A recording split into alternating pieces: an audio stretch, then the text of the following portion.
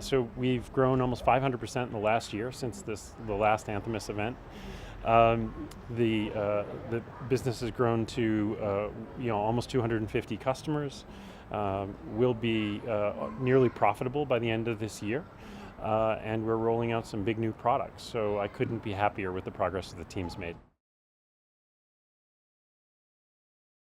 Well, certainly the breaking even part will be a big milestone internally, but I think externally, we're rolling out an enterprise product, so a product for really large wealth management firms that helps hundreds and hundreds of advisors simultaneously. So that's a product we're very excited about.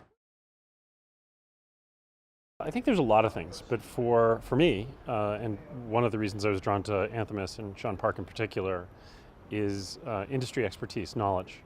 It's very difficult to educate someone on an industry, particularly in my case in financial services.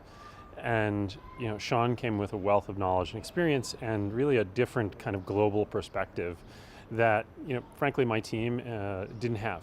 And so there was a real value added, particularly since he's going to be spending time on the board, and you want that additional perspective.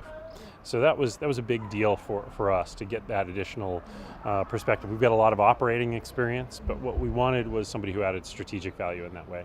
I think the other thing is, one of the things that startup founders have to do is diligence on their investor and speak with other startup founders who've worked with them before.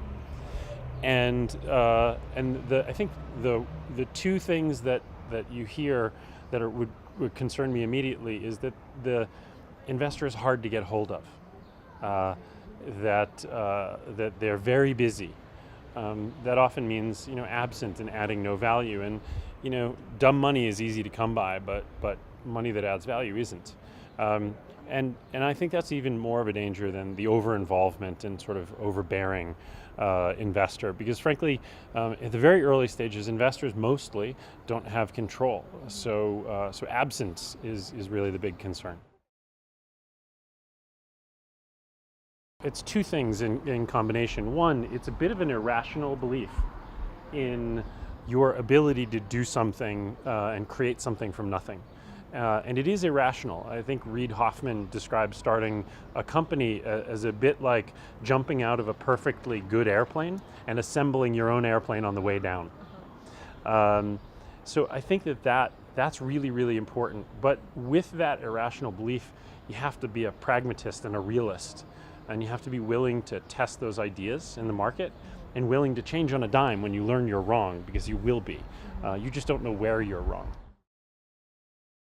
I think it's this idea to not love your idea so much that you can't hear what the market is telling you. The strategy, the idea, the big idea may stay very much the same, but what it looks like on the ground level, the product that you come out with, may be really, really different if you're going to be successful. And sometimes entrepreneurs are a little too stubborn to stick with that original product and that original idea, and it can hurt them, it can kill a company.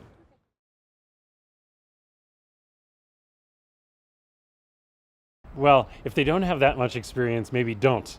But if they don't have that much experience, partner. Find someone who does. Work in a syndicate and learn from other investors.